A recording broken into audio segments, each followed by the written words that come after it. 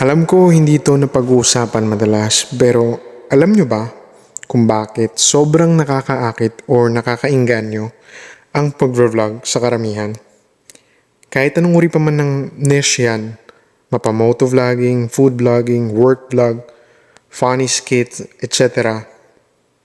Kasi it sells freedom to all of our what ifs. Mga bagay na ang sarap gawin or nakakamangha, pero karamihan sa atin nakakulong sa sarili nating kulungan. Trabaho, pamilya, self-doubt, budget, at higit sa lahat, oras. Oo, hindi ganun kadali. Hindi ganun kabilis at hindi sa lahat ng pagkakataon ganun kasaya. Pero you'll find peace. Peace of mind na nagawa ko rin sa wakas o naumpisahan ko na rin at last. Then after, you hope.